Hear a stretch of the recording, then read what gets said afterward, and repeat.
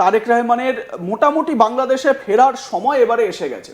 দেখুন, খালেদা জিয়া ভীষণ রকমভাবে অসুস্থ, তার পক্ষে দেশের কার্যভার সামলানো কার্যত অসম্ভব।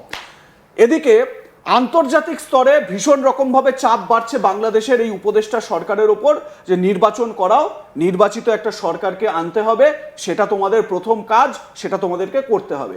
তো নির্বাচিত সরকার আসলে যেটা এই মুহূর্তে বাংলাদেশের অলিতে গলিতে কান পাতলে যেটা সব থেকে আলোচনার বিষয়, সেটা হচ্ছে গিয়ে যেহেতু আওয়ামী লীগকে ব্যান করে দেওয়া হয়েছে, বিএনপির সরকারে আসা কার্যত নিশ্চিত, এরকম একটা আলোচনা তৈরি হয়েছে। ঠিক এই জায়গা থেকে দাঁড়িয়ে এই তারেক রহমান তিনি কিন্তু খোয়াব বুনতে শুরু করেছেন যে তিনি এবারে প্রধানমন্ত্রী হবেন, বলছেন আল্লাহর রহম, দিন এসে গেছে এবারে। তাহলে প্রশ্ন হচ্ছে, ভারত যে বারবার বলছে যে নির্বাচিত সরকার হোক, ওখানে গণতান্ত্রিক পরিস্থিতি তৈরি হোক, ওখানে তারপর আমরা আলোচনায় যাব।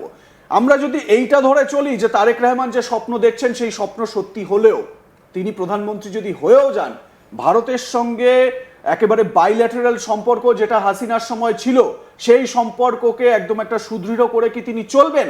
কারণ অতীত কিন্তু অন্য কথা বলছে। বিএনপি যখনই ক্ষমতায় এসেছে, ভারত বিরোধী এজেন্ডা তারা সেট করেছে বারবার। দেখুন, ইলেকশন পরিস্থিতি যেটা আছে এটা ইরিভার্সেবল না, এটা চেঞ্জ করা যেতে পারে না। আর এই এক সপ্তাহের মধ্যে ওদেরকে ডেট অ্যানাউন্স করতে হবে, 45 ডেজ কম্পালসারি আপনাকে দিতেই হবে, রাইট? এই কিছুদিনের মধ্যে। তাই জন্য আপনি দুদিন আগে আপনি ছবি দেখুন, ওরা ইলেকশন কমিশনের সঙ্গে কথা বলেছে তোমাদের এই কথায় না, যে মেইন পার্টি যারা বাংলাদেশে এখন আছে ওর মধ্যে BNP, Jamaat Islam, NCP and জাতীয় পার্টি, এটা চারটে আমি বলি, রাইট? 300 সিট আছে, 300 সিটের মধ্যে এরা অ্যানাউন্স করেছে, ক্যান্ডিডেট অ্যানাউন্স করেছে। বিএনপি যেটা আছে ও বলছে আমি 300 মধ্যে 270খানা সিট আমরা লড়বো, রাইট? আর ওরা অনেকগুলো ক্যান্ডিডেট দিয়েছে, 200 কত 20খানা কত লোক দিয়ে দিয়েছে ওরা। ওর মধ্যে খালেদা জিয়া যিনি আছেন ম্যাডাম, উনি 2 জায়গা থেকে লড়ছেন। তারপর জামাত ইসলাম আছে 140-150 কাছাকাছি ওরা দিয়েছে। ওরা ভাবছে কি কেউ অ্যালায়েন্সে আসুক, কেউ ওদের থেকে অ্যালায়েন্স করতে চাইছে না। তৃতীয় আছে এনসিপি তো ওর কন্ডিশন খারাপ, যারা ওরা বড় বড় লিডার ছিল ওরা নিজে সিট বাঁচাতে পারবে কিনা এটা সন্দেহ। তাই জন্য ওরা বলেছিল 9000 লোককে সরকার শস্ত্রের একটা ট্রেনিং দেবে, 9000 ডিভাইডেড বাই 300, তার মানে 30 জন করে লোক বা ওর থেকে বেশি লোক প্রত্যেকটা কনস্টিটুয়েন্সিতে ওরা আর্ম নিয়ে, তার মানে একটা ওয়েপনাইজ সোসাইটিতে কাজ করবে। NCP is down. Let's come to the BNP. 21শে নভেম্বর 2025, যদি আপনার কাছে ওই ছবিটা থাকে তাহলে আপনি একটু কাইন্ডলি দেখান। এইটা 21শে নভেম্বর 2025-এ বাংলাদেশ ডিফেন্স ফোর্স ডে হয়েছে। আর ওখানে আপনি কি দেখছেন জানেন?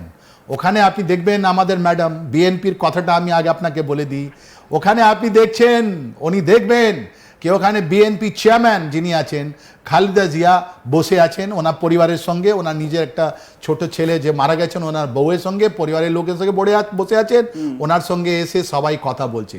ওর মধ্যে ইউনুস আছেন, ওর মধ্যে চিফ আর্মি স্টাফ আছে, ওর মধ্যে এনসিপি আছে। আর এই দেখুন, এই 21শে নভেম্বরের পর, এইটাই আপনাদেরকে আমি বাংলাদেশ মানুষকে বলে দিই, এই 21শে নভেম্বর ছবির পর বা আমাদের খালেদা জিয়া আর পাবলিক লাইফে আর দেখা যাচ্ছেন না। এই 21 নভেম্বর 2025-এর পর ম্যাডাম খালেদা জিয়াকে মারার চেষ্টা করেছে কারা? এই ইউনুস যে বসে আছে, এই যে গোলাম আজমদের ছেলে, এই যে জামাত ইসলামের চিফ যেটা আপনি বলছেন বসে আছেন। এই 21 নভেম্বরের পর ম্যাডামের, উনি তো এসছিলেন, উনি তো সবার সঙ্গে দেখা করলেন, উনি সবার সঙ্গে কথাও বললেন, আর 2 মিনিট না 3 মিনিট উনি ইউনুসের সঙ্গে একটা গোপন মিটিং করে গেলেন। তাহলে এনার শরীর খারাপটা কেন হলো? এনার শরীর খারাপ হলো বিকজ ওনাকে পয়জন করা হয়েছে।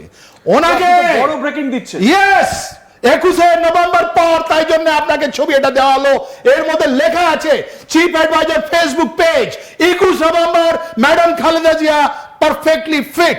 কিন্তু তারপর আপনি খালেদা জিয়াকে দেখবেন না পাবলিকেতে। আজকে যখন আমরা 8 ডিসেম্বরে কথা বলছি, আমরা বলছি উনি আছেন কি, উনি বেঁচে যান কি নেই, এটা বিএনপি, রাইট? এটা দেখে বাংলাদেশের 17 কোটি মানুষকে আমি বলে দিই, এই যে বিএনপি লোককে বলে দিই, এই ষড়যন্ত্রটা ওরা মুখোশটা খুলে ফেলুন।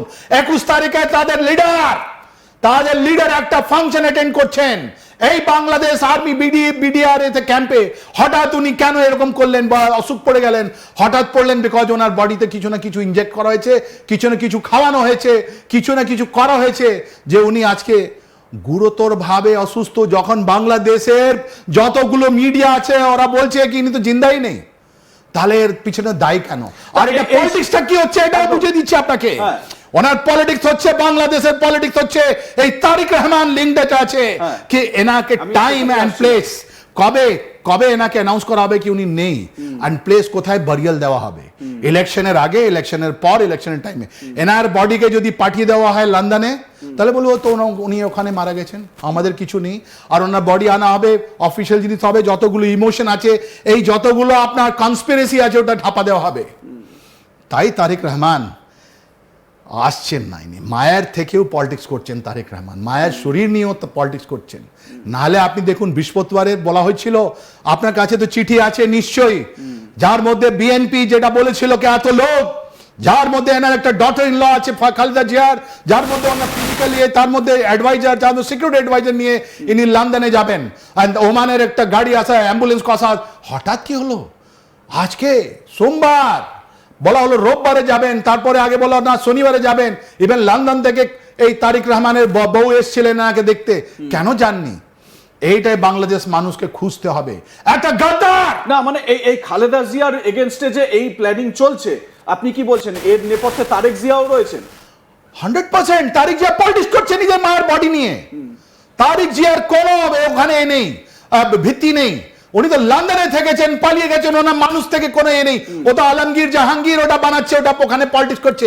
এনার বডি নিয়ে, টাইম এন্ড প্লেসে বরিয়াল নিয়ে কথা হচ্ছে কি কবে ওনাকে ডিক্লেয়ার করা হবে উনি আনফিট বা উনি নেই এই দুনিয়াতে। এটা খুব দুঃখের বিষয় আমাদের জন্য।